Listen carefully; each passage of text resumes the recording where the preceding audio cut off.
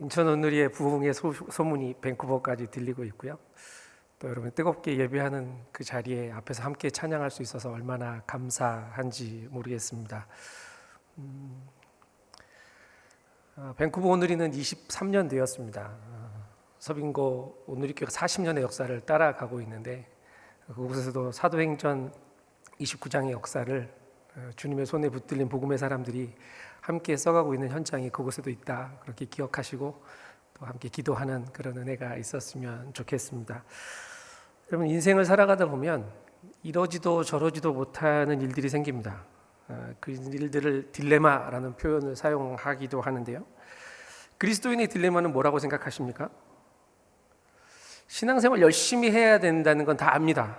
그런데 잘 안 되죠. 말씀 읽어야 하는데, 기도해야 하는데 잘 알아요. 그런데 말씀을 잘 읽어가지 못하기도 하고 기도하는 시간이 충분치 않게 느껴질 때도 많습니다. 사랑해야 하는데, 교회 오면 사랑합니다 라고 인사하게 하는데 내 안에는 사랑이 없는 게 어려운 마음이 될 때도 있습니다. 이 딜레마죠. 원래 딜레마란 말은 두 가지가 부딪혀서 두 가지 선택지가 모두 곤란하게 되는 상황들입니다. 이걸 선택해도 어렵고 저걸 선택해도 어려운, 바람직한 상황에 놓이게 되는 이것들을 딜레마라고 해요. 둘 사이에 끼어 있는, 어려운 말로 하면 진퇴양난, 이렇게 표현할 수도 있겠습니다. 이렇게 생각하면 우리의 진퇴양난은 뭐냐면 세상의 방법과 하나님의 방법 사이에서 끼어 있는 우리의 실존의 한계 때문에 발생하는 일들이죠. 아는데 안 사라지는 이야기들이 우리 안에 있습니다. 어떻게 해야 할 줄 아는데 그렇게 못하고 있더란 말이죠. 여러분, 그리스도인은 어떻게 살아야 합니까? 다 아십니다. 답을 다 알고 있다고요.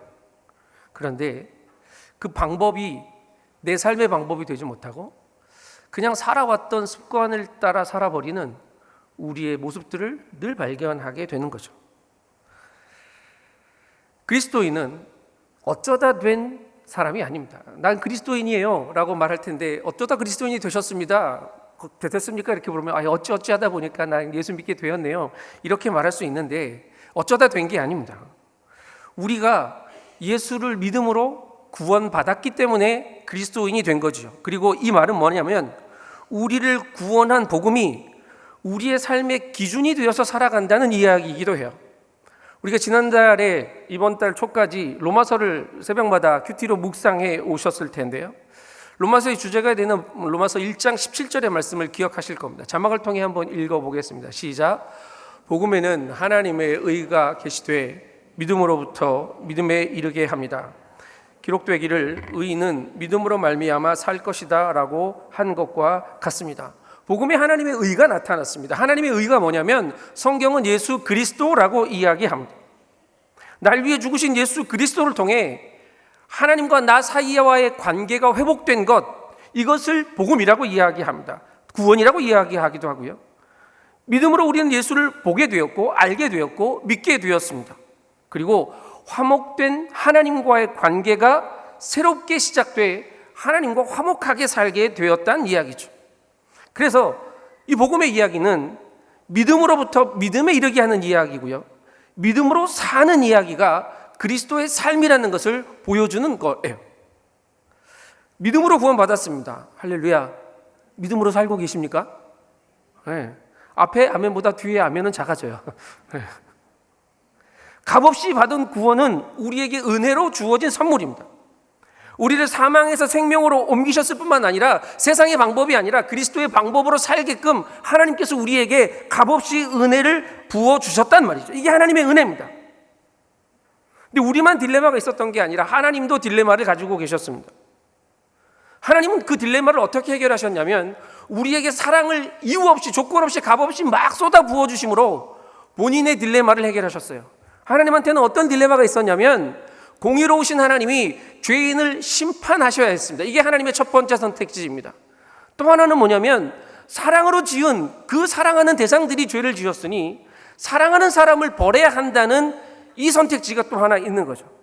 이게 하나님에게는 딜레마입니다.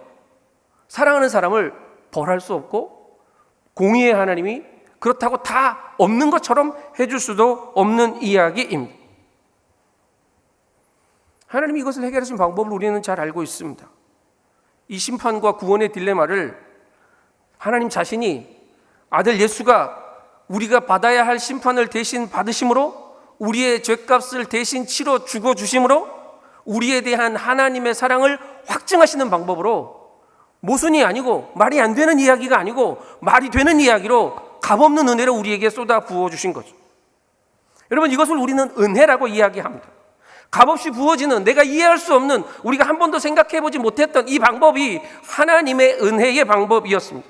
이 은혜는요, 2000년 전에 십자가에서 한 번 부어주고 끝난 일이 아니고요, 예수를 믿는 우리 모두에게 오늘도 값없이 한없이 쏟아 부어지고 있는 은혜인 줄 믿습니다. 그래서 복음이 말하는 믿음으로 말미암아 산다는 건 우리가 살아가는 방법이 전적인 하나님의 은혜임을 고백하며 사는 거라는 이야기. 말씀의 본론으로 들어가기 전에 이것을 먼저 설명하는 이유를 여러분이 좀 생각해 보셨으면 좋겠고요. 성도는 뭘로 산다? 전적인 하나님의 은혜로 산다고요. 그리고 본문으로 들어가 보겠습니다. 우리는 계속 여호수아서 본문을 묵상하고 있죠. 지난주에 이어서 오늘까지 땅 분배에 대한 이야기가 진행되어지고 있습니다. 이게 땅, 부동산 이야기가 나오면 민감해집니다. 그죠? 그때 사람들도 별반 다르지 않은 것 같습니다. 13장의 이야기는 땅 분배의 객관을 쭉 기록하고 있고요. 14장부터는 각 지파가 제비를 뽑는 이야기들을 기록하고 있는데, 14장이 우리가 지난주에 묵상했죠. 갈렙이 이 산지를 내게 주십시오라고 말했어요. 믿음의 고백이었고, 헤브론 땅을 갈렙이 차지하게 되었습니다. 15장에서는 이 갈렙 이후에 나머지 유다 지파 사람들이 어떻게 땅을 분배받았는지를 기록했고, 16장과 17장은 요셉의 아들들인 에브라임과 므낫세 지파, 그러니까 요셉의 자손들이 땅을 분배받는 이야기가 기록되어 있습니다. 오늘 우리가 읽은 본문에는 이 땅 분배에 대한 요셉 자손들, 특히 산간 지방을, 별로 좋지 않은 땅을 분배받은 듯한 에브라임 지파의 불만족의 이야기들이 드러나 있어요. 그리고 그 불만에 대한 해결책을 제시하는 여호수아의 말입니다. 그럼 무엇이 불만입니까? 왜 이렇게 반응했을까요? 그리고 하나님의 말씀대로 제비 뽑기를 해서 땅을 분배해야 하는 여호수아는 이 당황스러운 불만을 어떻게 처리했는지 살펴보려고 합니다. 그리고 이 이야기들 속에서 얘네가 땅을 이렇게 나누어 가졌구나, 이 이야기가 아니고 하나님의 백성인 우리가 살아가야 할 방법을 믿음의 관점으로, 그리고 은혜의 방법으로 어떻게 이 말씀을 붙들고 살아갈 수 있을지 함께 고민하는 시간이 되었으면 좋겠습니다.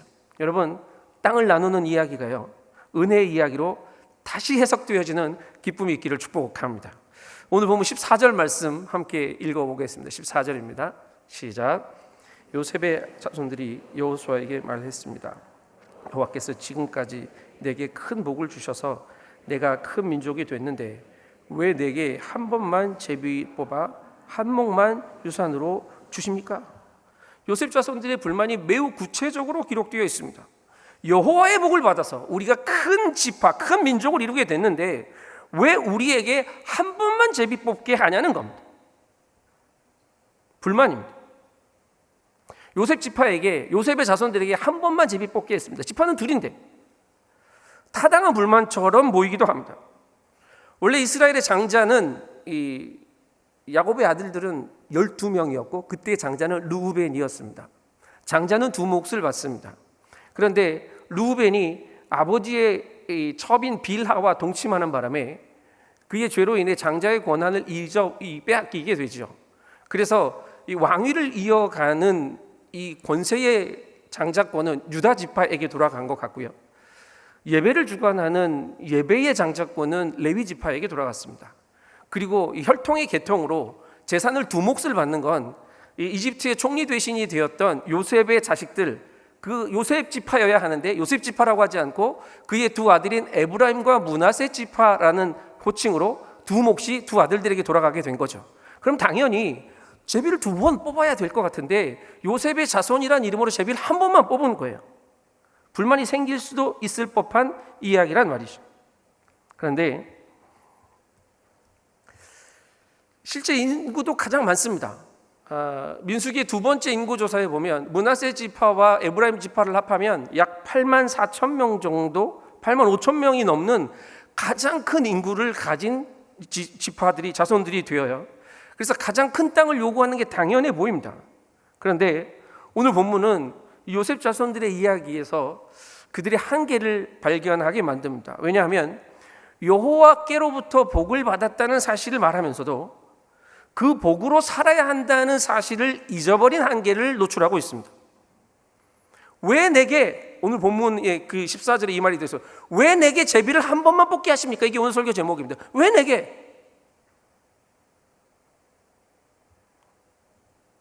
요셉 지파의 딜레마입니다.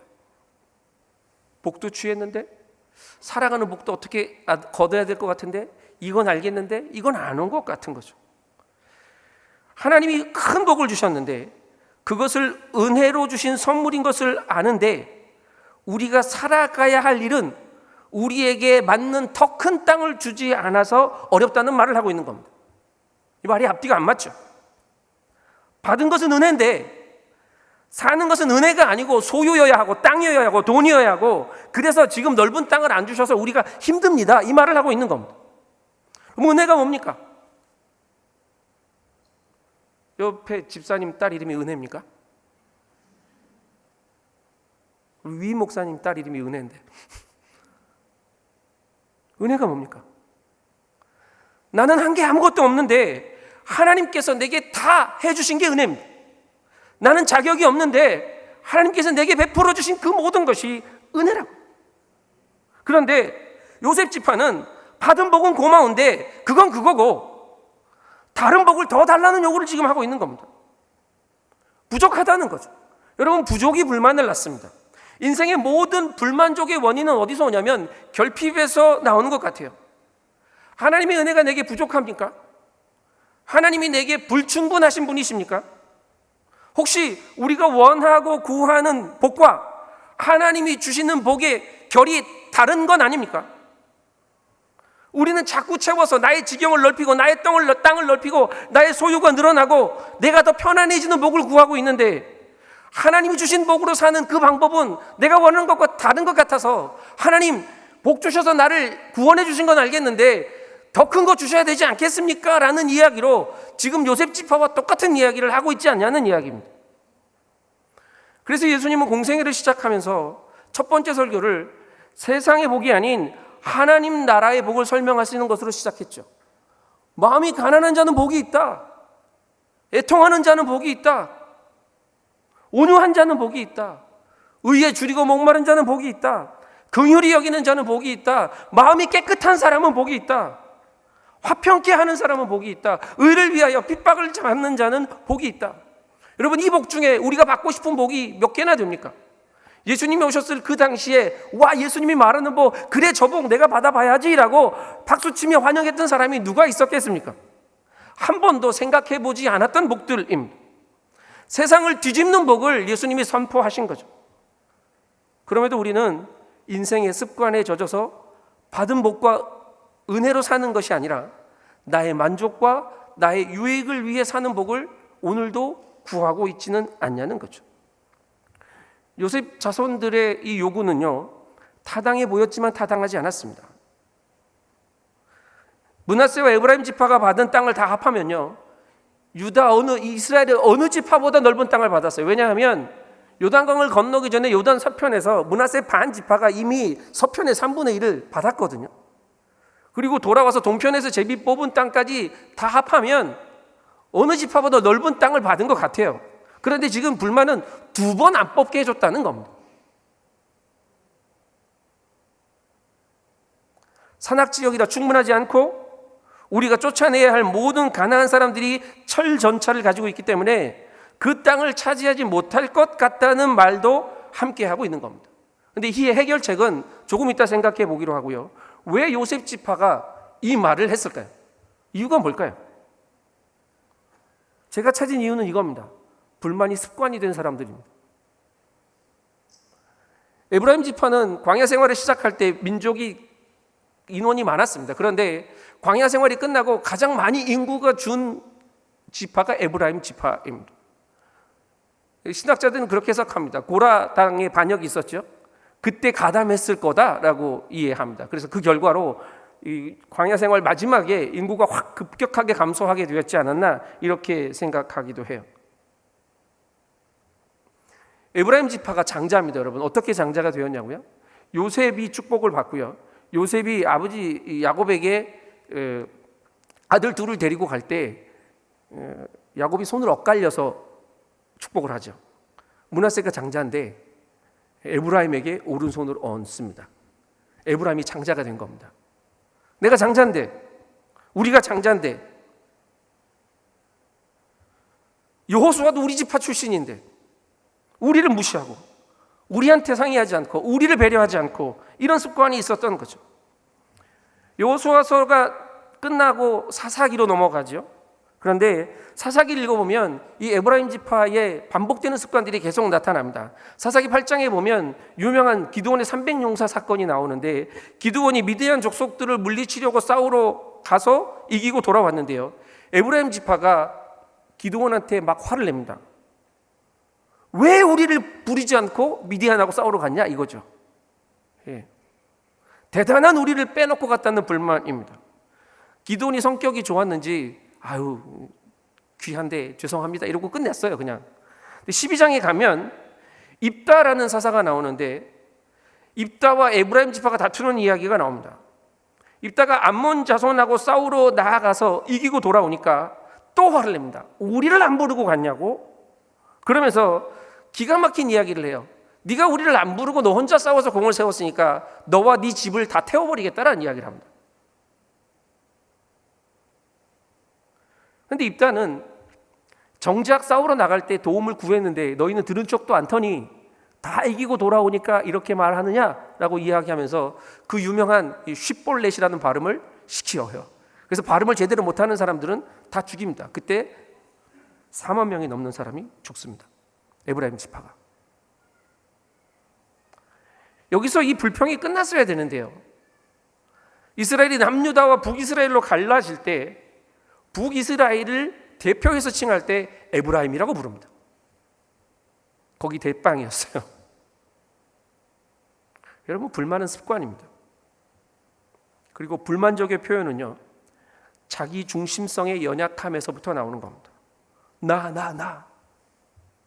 내가 왜 나한테 이 복을 안 주시는지, 왜 아무개는 이 복을 주시는데 나는 예수를 쟤보다 훨씬 더 잘 믿고 더 열심히 섬기는 것 같은데 왜 내게는 이것밖에 안 주시는지. 이게 지독한 우리의 자기 중심성이죠. 여러분, 하나님의 복을 안다면 그분의 복으로 살면 되는 거예요. 믿음으로 있는다는 말은요, 은혜로 구원받은 하나님의 사람들이 은혜로 살아야 한다는 말입니다.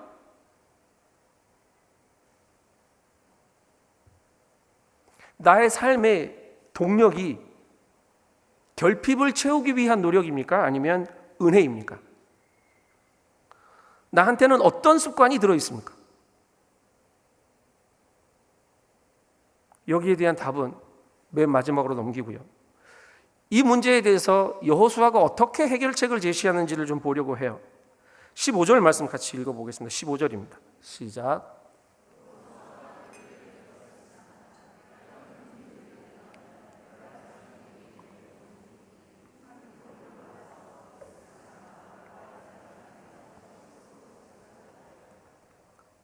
여호수아에게 이 불만은요, 매우 당혹스러웠을 겁니다. 제비를 한 번 더 뽑아주게 하자니 모든 지파들에게 형평성이 무너지는 일입니다. 원래 그렇게 안 하기로 했거든요. 하나님의 말씀과도 맞지 않습니다. 그렇다고 이 거대 지파인 유다 자손 2개 지파가 와가지고 불만을 표시하는데 이걸 무시할 수도 없는 노릇입니다. 제가 리더였다면 막 화를 내고 꾸짖었을 것 같다라는 생각도 해보았습니다. 그런데 화내거나 꾸짖지 않습니다. 갈렙 못 봤냐? 나이가 85세가 되었는데 이 산지를 내게 주소서라고 말을 하면서 먼저 산악지역을 개척하러 나갔던 갈렙 못 봤냐고, 니네 믿음은 어디다 다 쌈 싸먹었냐고 화를 낼 법도 한데 여호수아는 화내지 않습니다. 면박을 주지 않는다고요. 그러나 리더는요, 판단하거나 정죄하는 자리가 아니라는 사실을 여호수아는 알고 있었던 것 같습니다. 온유한 모세로부터 그 리더십을 배웠습니다. 누구의 편을 들어주는 자리도 리더의 자리가 아닙니다. 리더의 자리는 하나님의 뜻을 이루는 자리이고 격려하며 공동체를 세워가는 자리이기 때문에 여호수아는 지금 다른 방법을 선택한 거고 제시한 겁니다. 너의 분배받은 땅이 좁다고 느끼면 지도에 포함되지, 제비 뽑기에 포함되지 않은 땅이라고 할지라도 스스로 올라가서 개척해보는 게 어때? 라고 권면하는 거예요. 살림으로 올라가서 개척해라. 창의적인 해결책을 제시하면서 격려하죠. 근데 한 번 말한다고 듣습니까? 잘 안 듣습니다. 그럼 세상이 살기 편하겠죠. 요셉 지파가 만족하지 못해요. 그 대답을 듣고. 그리고 노골적인 불만을 또 표시합니다. 그게 16절인데요. 16절 말씀 읽겠습니다. 시작. 요셉의 자손들이 대답했습니다. 산악지역은 충분하지 않습니다. 게다가 평지에 사는 모든 가나안 사람들은 베스안과 그 주변에 사는 사람이나 이스라엘 골짜기에 사는 사람도 모두 철 전차를 가지고 있습니다. 권고를 받아들이지 않는 겁니다. 산악지역 개척하라고요. 저거 개척한다고 해도요, 쓰기에 충분해 보이지도 않습니다. 그리고 비옥해 보이지도 않거든요. 하고 싶은 마음이 없다는 거예요. 핑계거리를 하나 더 대죠. 우리가 차지하고 싶은 땅들이 있는데 그거 다 철병거로 무장한 강력한 가나안 사람들이 버티고 있어서 어려워 보이니 다른 땅 주십시오라는 말 하는 겁니다. 여호수아가 화내지 않고 한 번 더 권면합니다. 송실대학교 김회권 교수님이 오늘 본문의 이 여호수아의 행동을 지도자적인 품성이 빛을 발했다라고 표현하면서 이런 설명을 합니다. 첫 번째 뭐냐면 여호수아는 인구수에 비해 요셉 지파에게 할당된 영토가 좁다는 것을 인정해 줍니다. 그들의 불만을 인정해 줬어요. 그리고 둘째는요, 요셉 지파가 한 지파의 몫이 아니라 두 지파의 몫을 차지해야 할 만큼 인구가 많고 능력이 있다는 것도 환기시켜주고 격려해 줍니다. 그렇게 그들의 능력을 인정하고요, 스스로 분발하도록 도와주고 있죠.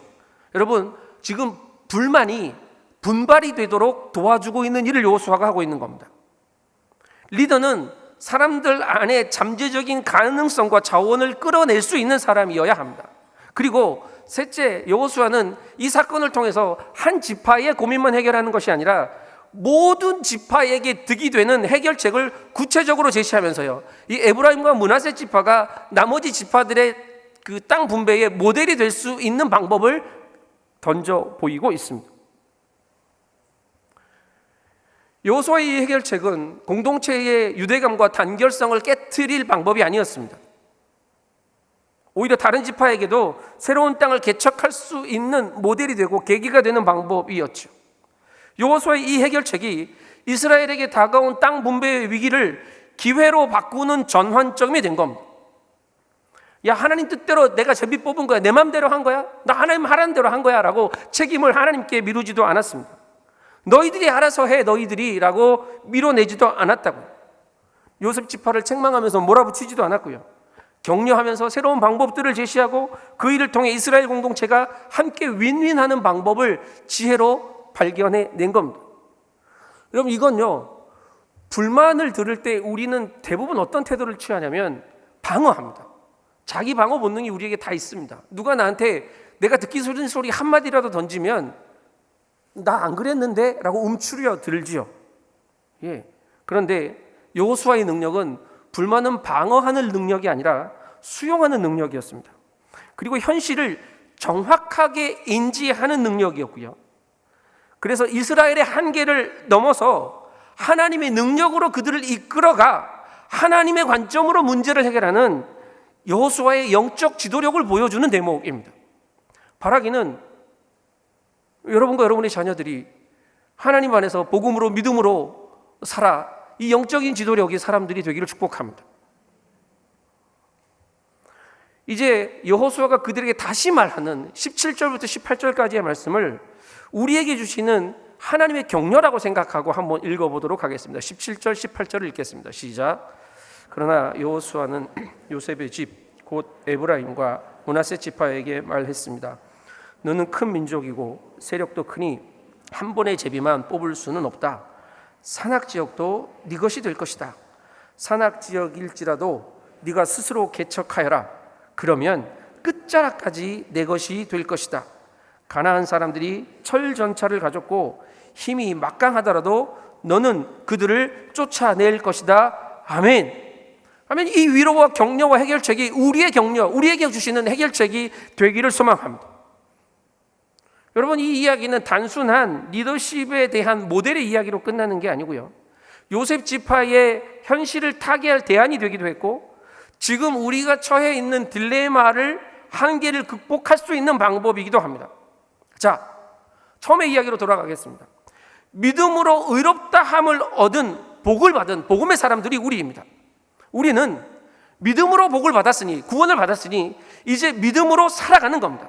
마찬가지로 은혜로 구원을 받았으니 우리가 사는 방법도 은혜여야만 합니다. 구원은 은혜로 받았는데 삶은 노력과 애씀으로 사는 게 아닙니다. 주신 은혜를 살아겠다고 하는데 눈에 덜컥 보이는 게 뭐예요? 산악지역입니다.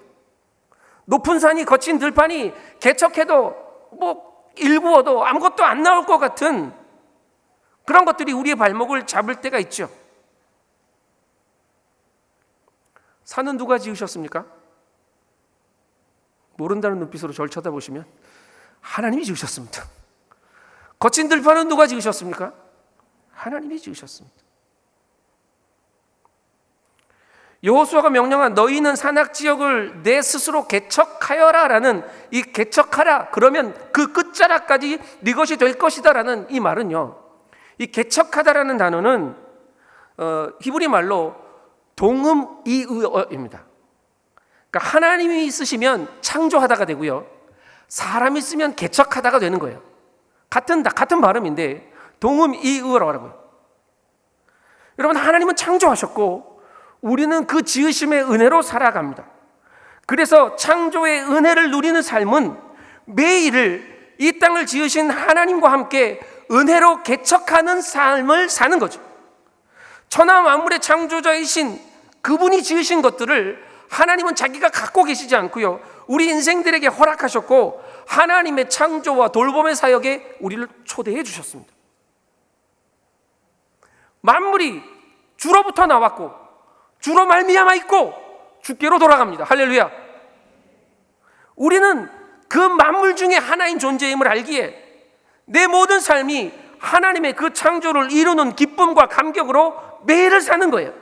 그래서 높은 산도 거친 들도 하나님 나라를 살아가는 우리의 걸음을 막을 수도 없고 우리의 지경을 축소시킬 수도 없음을 믿습니다. 이게 은혜입니다. 주님이 지으신 세상에서 주님이 보내시고 부르신 우리가 하나님과 함께 은혜로 살아가는 것, 이게 그리스도인의 삶의 이야기가 되어야 한다고. 근데 또 한 가지 문제가 있죠. 철전차, 철병거를 가진 사람들이 가나안 모든 땅에 있대요. 당시 지금 팔레스타인 지방, 가나안 지방에 살았던 그 민족들이 6, 7민족이 되는데, 블레셋 민족이요, 그리스 에게 지방에서 건너온 민족입니다. 그때 넘어올 때 철기 문화를 가지고 왔습니다. 근데 이집트에서 광야를 통과해서 왔던 이 유대인들은 청동기 문화에 머물러 있었던 사람들이에요. 싸움이 안 됩니다, 여러분. 청동기는 만들기도 어렵고요, 보급하기도 어렵습니다. 그리고 더 약하죠, 철보다. 요즘으로 보면 이렇게 보시면 돼요. 나는 CPU 한 대 컴퓨터 가지고 일하는데 옆집에는 AI 슈퍼컴퓨터 가지고 일하고 있는데 걔하고 싸움이 되겠냐고요. 나는 검색하고 있는데 걔는 물으면 답이 막 쏟아져 나와요. 이 차이인 것 같아요. 적들의 강력한 무기가 내가 싸울 수 없는 지경에 놓인 나의 모습을 보게 하는 것 같죠. 예, 적들의 전력이 무서운 겁니다. 또 한 가지 짚고 넘어가지 않았는데 15절에서 나왔던 이야기인데, 르바임 사람들의 이야기가 나오는데요. 르바임은 그 골리앗과 같은 거대한 거인들의 동네입니다. 그러니까 싸움이 안 된다는 거예요. 예수 믿고 살아가는 우리의 인생에도 거대한 장벽을 만나기도 합니다. 출발부터 다른 것 같다. 기술이 붙이고 힘이 붙이고 건강이 붙이고 돈이 붙이고, 하나님, 내가 가진 돈으로 안 될 것 같고 내 힘으로 안 될 것 같고 내 지혜로 안 될 것 같은 것들이 너무 많죠. 그런 일들이 우리에게 뭘 요구하는 줄 아십니까? 야, 잠깐 멈춰서 봐. 하나님 앞에 돈 구해봐, 다른 은혜를 구해봐, 이런 요구가 우리 안에서 올라옵니다. 아닙니다. 요셉 지파가 받은, 요셉의 자손들이 받은 복은요, 세상적인 기준으로 받은 복과 은혜가 아닙니다. 그렇다고 세상을 못 살아가는 은혜도 아닙니다. 보시죠. 출애굽 사건부터 보실까요? 여러분, 이집트의 노예로 갇혀 있던 그들이 도대체 그들의 어떤 능력으로 이집트를 나올 수 있었습니까? 그들의 기도에 응답하신 하나님의 전적인 은혜였습니다. 그들의 힘으로 탈출하지 않았습니다. 그들의 광야 생활은 어떻습니까? 광야는 아무것도 없지요. 숫자는 많습니다. 60만 정도 된다고 추정이 되는데, 이 많은 숫자가 광야를 건너갈 힘이 되었을까요? 예, 아무것도 없는데 입이 많아진 것뿐이에요. 그것 말고 해석이 안 됩니다. 그런데 하나님은 그들의 모든 광야 생활에 옷이 헤어지지 않고 신발이 닳지 않도록 인도해 가셨음을 믿습니다. 가나안까지 들어가게 하신 또 하나님이죠. 가나안 입성의 전쟁은요, 무기의 싸움이 아니었습니다. 이미 그들이 철기를 가지고 있는 자들이었는데 맞서서 싸우지 않았죠. 하나님이 다 이기게 해주셨죠. 믿음으로 하나님이 인도하시는 약속의 성취를 목도하는 일이 이스라엘의 모든 지파들이, 요셉의 자손들이 해왔던 일입니다. 가나안 입성이 끝났다고, 땅 분배가 받았다고 달라지는 이야기가 아니에요. 은혜로 구원받은 사람들은 은혜로 가나안 땅을 살아가야 합니다. 그런데 가나안 땅에서 가나안의 방법에 취해버리고 그 방법에 붙들리니 하나님의 은혜 말고 다른 은혜를 자꾸 구하는 거죠. 전적인 하나님의 은혜가 나를 살게 합니다. 철병거든 신무기든 우리에게 없는 무엇이 하나님의 은혜를 막아내지 못합니다. 오히려 우리에게 무기가 없기에 하나님의 은혜였다고 고백할 수밖에 없게 하는 거죠. 이게 우리의 인생 아니었습니까? 그리스도인은 하나님의 은혜로 삽니다. 철저하게 하나님의 은혜입니다. 여기까지는 답이 다 받아들이신 것 같은데 이제 좀 고민이 되실 겁니다. 그럼 은혜면 난 아무것도 안 해도 돼요? 다 은혜면 내가 지금 열심히 일하고 수고하고 애쓰는 건 뭡니까? 여러분, 은혜는요, 우리가 아무것도 하지 않아도 된다는 핑계가 되지 않습니다. 그리고 너 은혜 받았으니까 열심히 최선을 다해서 모든 장벽을 넘어 저 땅까지 다 성취해야지 라는 명령의 전제도 되지 않습니다. 무슨 이야기냐고요? 일을 너무 하지 않는 것도 문제고요, 일에 너무 매이는 것도 문제니 중심을 잘 잡아 주의 일도 열심히 하고 세상 일도 열심히 하라는 말도 아닙니다. 여호수아 1장의 그 유명한 말씀을 기억하십니까? 좌로나 우로나 치우치지 말고. 네. 뭐 줄타기 잘하는 얘기예요? 아닙니다. 중심을 잘 잡고 이것도 저것도가 아니고요, stand conform입니다. 말씀 위에 견고하게 서라는 말입니다.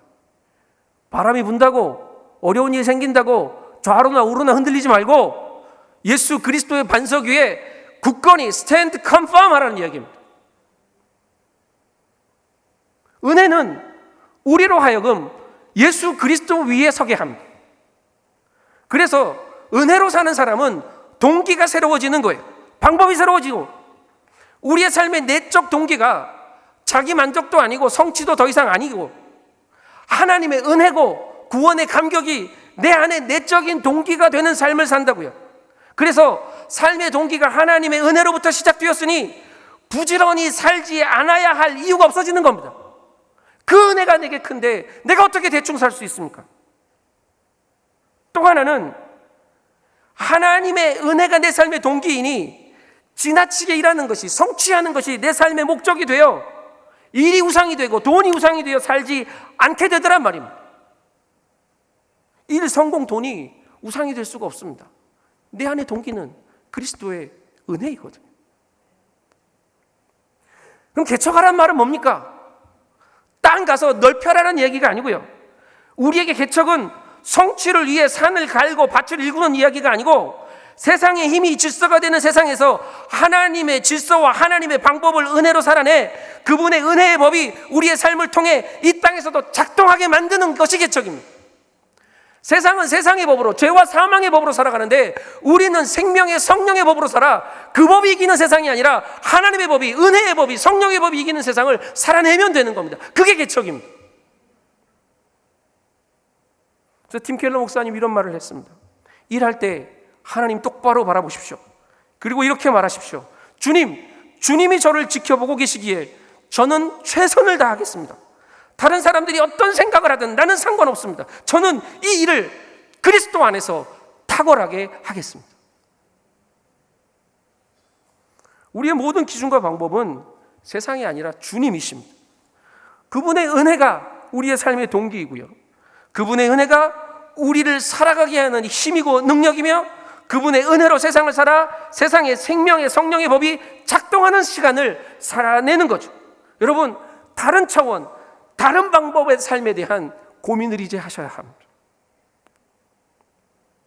그래서 해답이 그리스도의 은혜에 있음을 붙드시게 되기를 축복합니다.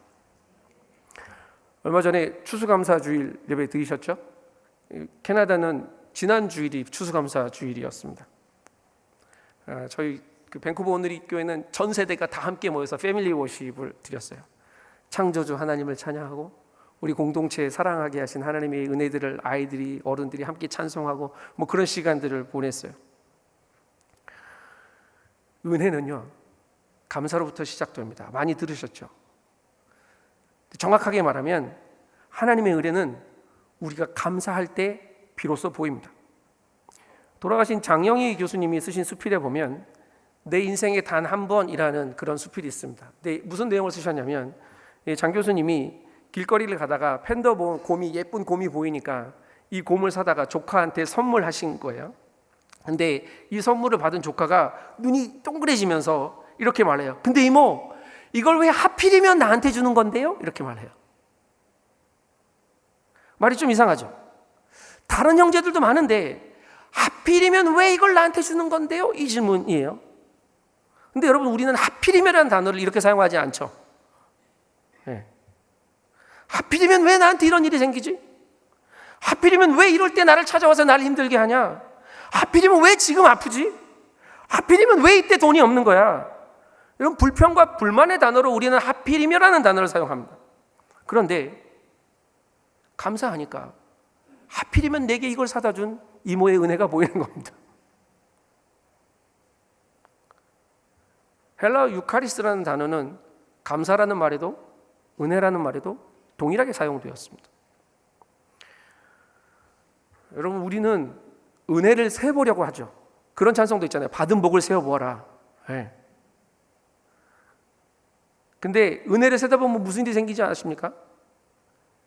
기억의 한계에 다다르면 안 접어진 손가락이 나의 마음을 어렵게 합니다. 아이씨, 아무리 권사는 이 손가락을 접었는데 나는 이거 안 접거든요. 손병호 게임도 아니고 접어야 되는데 안 접히는 거예요. 여러분, 복은, 은혜는 세는 게 아니고요, 은혜 안에 들어가 거하는 겁니다. 은혜를 세 가지고는 감사 못합니다. 주신 은혜 안에 잠길 때, 그 은혜가 내 삶을 휩싸고 감쌀 때, 그때 비로소 나는 은혜의 사람으로 살게 되는 줄 믿습니다. 그분의 은혜 안에 잠겨 젖을 배불리 먹고 이제 배가 불러서 젖에서 입을 딱 대고 엄마와 눈을 맞추고 행복해하는 그 아이의 표정이 은혜 안에 잠겨있는 우리의 모두의 감정이 되기를 축복합니다. 그래서 왜 내게가 아니고요, 이제 내가가 되어야 하는 겁니다. 그 은혜를 받았으니 이제 내가 살아가는 방법이, 이제 나의 입술의 언어와 행실이 바뀌는, 달라지는 삶을 사는 거죠. 여러분, 하나님 하필이면 나를 택하셔서, 하필이면 나를 구원하셔서, 하필이면 내게 사랑 주시고, 하필이면 내게 사명 주셔서, 하필이면 내게 찬송하게 하시니 라고 고백하는, 그래서 모든 지경이 이 은혜의 법칙으로 확장되어지는 삶을 살아가는 인천 온누리 모든 성도들 되시기를 축복합니다. 여러분, 우리는 하나님께 기도하며 답을 구할 때가 많고요, 복을 구할 때가 많고, 하나님 어디로 가야 돼요? 뭘 해야 돼요? 이건 뭐가 답이에요? 어떤 복을 주실 거예요? 이런 거 물을 때가 되게 많거든요. 근데 하나님은 우리가 이렇게 구할 때마다 답을 주시는 분이 아니고 무엇을 주시는 분이냐면 자기 자신을 보여주시는 분이십니다. 이거보다 더 큰 복이 어디 있습니까? 하물며 좋은 것을, 성령을 주시지 않겠느냐? 하나님 자신을 우리에게 부어주시는 분이시란 말입니다. 그 은혜가 우리에게 있습니다. 어떤 기도 제목을 가지고, 어떤 삶의 문제를 가지고, 어떤 장벽 앞에 지금 서 있습니까? 여러분, 우리가 구하면 하나님께서 자신을 내어주실 줄 믿습니다. 세상에 성공, 성취를 구하십니까? 예, 구하십시오. 그러나 그 기도 가운데 그리스도의 은혜를 마주하시게 되기를 축복합니다. 그래서 그리스도인은 하나님을, 은혜를 보여주는 삶을 사는, 성공을 살아내는 인생들 되기만 하면 되는 거죠. 여러분, 이번 한 주 하나님이 은혜로 우리와 함께 하십니다. 나와 함께 하시는 주님이 나를 통해 세상 가운데 은혜로 나타나실 겁니다. 내 기도 제목이 무엇인지는 중요하지 않습니다.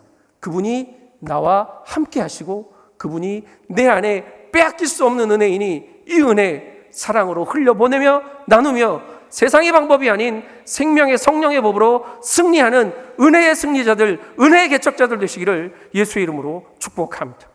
기도하겠습니다. 합심해서 기도합시다. 하나님, 내 입술의 간구가, 내 삶의 결핍이 무엇입니까? 주님, 주님의 은혜이면 족합니다. 주님이 내 곁에 계시니, 주님이 내 안에 계시니, 주님이 나를 살리셨으니 이 은혜면 충분합니다. 주님, 이 은혜로 살아가게 하여 주시옵소서. 이 은혜로 승리하게 하여 주시옵소서. 은혜가 나의 삶에 생명의 성령의 법이 되게 인도하여 주시옵소서. 우리 간절한 마음으로 주님의 이름 한번 부르며 함께 기도합니다. 주여, 하나님 감사합니다. 오늘도 은혜로 우리를 구원하여 주시고 그 구속의 은혜 가운데 주님 앞에 서서 살 수 있는 복 주시니 감사합니다. 나를 살리신 것도 복이며 나를 세우시는 것도 복이고 나로 살아가게 하시는 것도 주님의 은혜이오니 날마다 이 은혜에 붙들려 주님의 은혜를 선포하며 살아내는 그 인생 살게 하여 주시옵소서. 예수 생명의 은혜가 내 안에 있고 그 구원의 उप음이 나를 주장하오니 아버지 하나님, 내가 오늘 살아가는 모든 시간, 모든 순간 속에 주님의 은혜를 고백하며 그 은혜를 찬송하며 그 은혜를 노래할 때에 내 삶의 모든 자리가 생명의 성령의 법을 살아내는 잠개척의 자리가 되게 하시고 그곳에서 예수의 이름을 선포할 때에 나를 부르신 그곳에서 주의 영광의 승리를 선포하는 은혜의 사람, 승리의 사람, 성공의 사람, 개척의 사람으로 하나님의 나라를 선포하며 살아갈 수 있도록 주님 역사하여 주시옵소서. 주님 함께 모여 기도하며 간구하는 이 무릎들을 기억하여 주시고 주님의 마음에 붙들려 살아가는 이 인생들을 통하여 하나님 영광 받아 주시고 하나님 나라의 영광이 이 성도 땅 가운데, 이 전 땅 가운데, 이들을 부르시는 모든 자리 가운데 확장되어지는 복을 살 수 있게 인도하여 주시옵소서. 죄인된 나를 값없는 은혜로 구원하여 주셔서 감사합니다.